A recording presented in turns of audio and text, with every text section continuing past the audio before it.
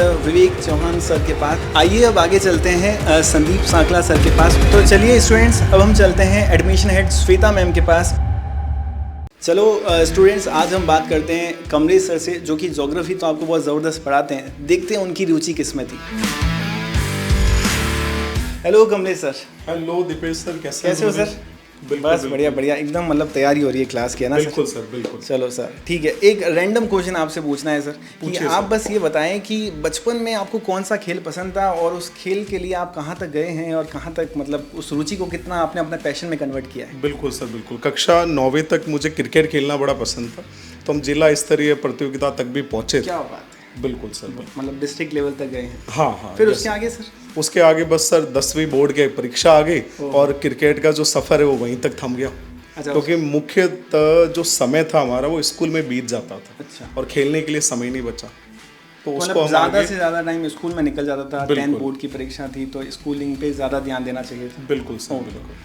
तो इस कारण से वो जो रुचि है वो आगे तक नहीं लेके जा पाए, हॉबी इसको आगे तक नहीं लेके जा पाए। बिल्कुल सर। चलो कोई बात नहीं सर, और प्रयत्न करें और अपने बच्चों को मोटिवेट करें सर कि अपनी हॉबीज़ को आगे ले जाएं। तो स्टूडेंट्स, अब चलते हैं उत्कर्ष ऑनलाइन ट्यूशन के एकेडमिक डायरेक्टर विवेक चौहान सर के पास। जल्दी से देखते हैं उनकी क्या हॉबीज़ थी और क्या उनके रिएक्शंस होते हैं। मैं कमिंग सर? हेलो सर, कैसे हैं? Good evening sir. बस ठीक सर। सर बस यही जानना चाहते हैं बच्चे कि आप जब बचपन में अपने गेम्स खेलते थे तो सबसे फेवरेट गेम, आपकी हॉबी क्या थी, वो पूछना चाहते हैं। सबसे पहले तो सभी विद्यार्थियों को नमस्कार। मेरी हॉबी, मैं एक अच्छा क्रिकेट प्लेयर बनना चाहता था। अच्छा, मतलब कि क्रिकेटर बहुत हैं हमारे यहाँ उत्कर्ष में। जी। तो फिर सर आपने उसको आगे परस्यू क्यों नहीं किया? क्या हुआ कि क्रिकेट, आज आप क्रिकेटर नहीं, एक एकेडमिक डायरेक्टर हैं? एक्चुअली सर बात ये थी कि क्रिकेट प्लेयर बनने के लिए मुझे उस समय क्या है कि रेगुलर स्कूल भी जाना होता था। Regular school. तो मैं डेली बेसिस पर क्रिकेट पे इतना फोकस नहीं कर पाता था। मतलब प्रैक्टिस करता था लेकिन हार्डली ज़्यादा समय नहीं, 1 या 2 घंटे। और इसके लिए कम से कम 6 से 7 घंटे, मैं मानता हूँ अगर आपको किसी गोल को अचीव करना है तो कम से कम 6 से 7 घंटे प्रैक्टिस करनी होती है। जी। तो सर का भी यही कहना है, मतलब कि स्कूलिंग में ज़्यादा समय सर स्पेंड करते थे, इसलिए क्रिकेट पे ज़्यादा फोकस नहीं कर पाए। आइए अब आगे चलते हैं संदीप सांकला सर के पास और पूछते हैं कि उनकी क्या हॉबी रही है। Hello sir. हेलो सर, कैसे हो? बस फाइन सर। सर बस ये जानना चाहते थे, रैंडम क्वेश्चन है, मेरा भी ये इच्छा थी जानने की और बच्चों की भी थी कि बचपन से आपको कौन सा गेम पसंद है और किस गेम में आप मतलब बहुत ज़्यादा इंटरेस्ट रखते हैं सर? सर ऐसे तो मैं बचपन में outdoor as well as indoor काफ़ी गेम्स खेला हूँ और अपने स्कूल में district level, cluster level, under 14, under 19 सभी खेला हूँ। बट जो एक गेम अगर मैं बोलूँ, चेस, जिसमें मुझे बहुत इंटरेस्ट था और मेरे खुद के काफ़ी साथी जो दोस्त थे उन्होंने काफ़ी अच्छा किया गोइंग फॉरवर्ड आगे जाके। क्लास 6, 7, 8 में मैंने भी बहुत एंजॉय किया और मेरा एस्पिरेशंस था कि भाई इसमें मैं आगे जाके एक अच्छा करूँ। और उस टाइम पे हमारे जो विश्वनाथन आनंद जी हैं, वो एक ड्रीम रोल भी हुआ करते थे, करेक्ट? तो यही थी सर, चेस, मतलब एक काफ़ी मुझे अच्छा लगता था खेलना। आपकी पर्सनैलिटी को भी सूट होता है सर। तो सर फिर क्यों आप अपने मतलब जो आपकी हॉबी थी उसको पैशन में क्यों नहीं कन्वर्ट कर पाए? आज आप कैटेगरी हेड हैं, हमें अच्छा लगता है आज हम आपको अगर एज अ शतरंज प्लेयर देखते, चेस प्लेयर देखते तो। सर मुझे भी बहुत अच्छा लगता है, to be very honest. Sir आप ये देखिए ना, अगर मैं मेरे टाइम पे भी और मैं अभी भी स्टूडेंट्स को देखता हूँ तो मॉर्निंग 6 बजे 7 बजे स्कूल होती है, उसकी तैयारी 5 बजे से शुरू हो जाती है और जनरली अगर स्कूल 6 बजे है तो 2-2:30 बजे छूटता है। उसके बाद बच्चा घर पे आता है, हमारे साथ भी यही था। देन वो अपनी ट्यूशन्स वगैरह 2-3 घंटे की ट्यूशन्स हो जाती, तो टाइम मिलता कहाँ से? ठीक है, पूरा दिन इन्हीं चीज़ों में निकल जाता। मतलब आज मेरे टाइम पे जैसे ही मैं 9th स्टैंडर्ड में आया, मेरे पास 1 से 2 घंटा भी नहीं होता था कि मैं कुछ खेलूँ या फिर ऐसा कुछ चेस जैसी एक्टिविटी परस्यू करूँ। तो बस वही बात थी सर, ये स्कूल का टाइम ही इतना लंबा हो जाता है ना, आना जाना और ये सारी एक्टिविटीज़, होमवर्क करना, तो कहीं ना कहीं आप उसको जब पूरा करते हैं तो आप इस एडिशनल चीज़ को आप टाइम नहीं दे पाते। तो आज के टाइम में मतलब स्टूडेंट्स को क्या करना चाहिए? इतना टाइम अब अगर स्टडीज़ पे देंगे तो एक्स्ट्रा जो करिकुलम एक्टिविटीज़ होती है उस पर कैसे फोकस करें? सर आज का तो क्या है कि पूरा टाइम ही चेंज हो गया। अगर मैं जितने भी कैरियर चॉइसेस की बात करता हूँ, आज स्टूडेंट को कैरियर बेस्ड ऑप्शंस यानी पैशन बेस्ड करियर चॉइसेस रखने चाहिए।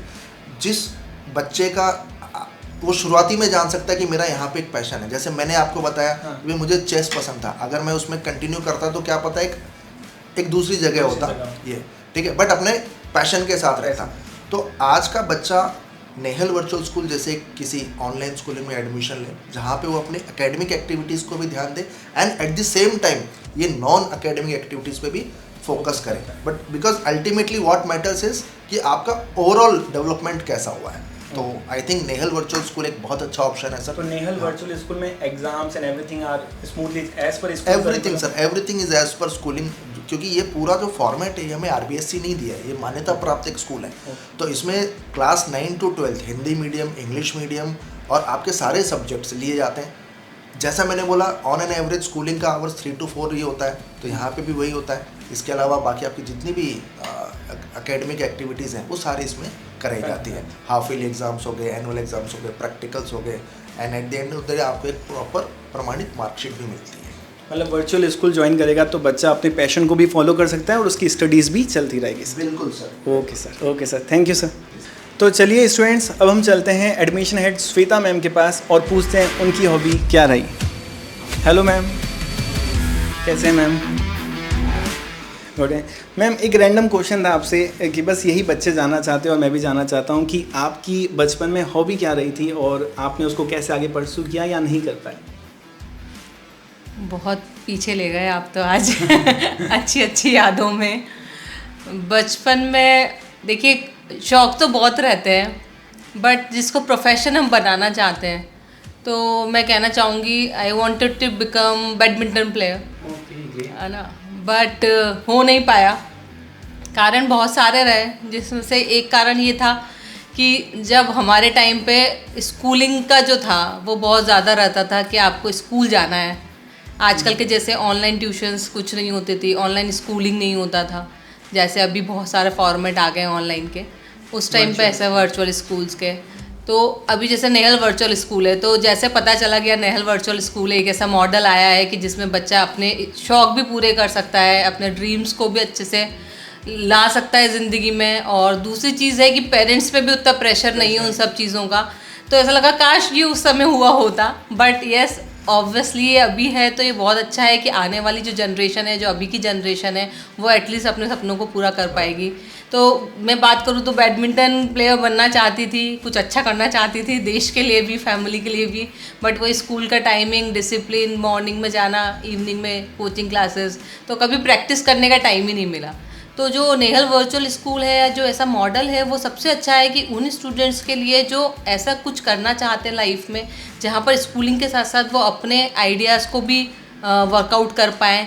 किसी को कुछ प्लेइंग में है, किसी को कोई गेम्स में है, किसी को एस्ट्रोनॉट बनना है, या किसी को कुछ ऐसा करना है जहाँ पे स्टडीज़ आर इम्पॉर्टेंट बट या that can be at back seat, और आप उसको अलग एक्स्ट्रा एक्टिविटीज़ कुछ कर सकते हैं।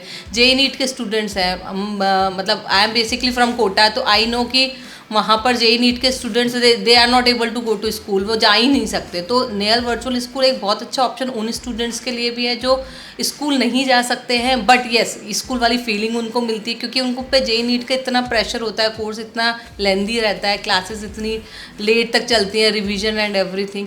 तो वहाँ पर these concepts are really helpful and I think कि मतलब this is such a great initiative, we are taking it off and thank you so much. Thank you so much ma'am.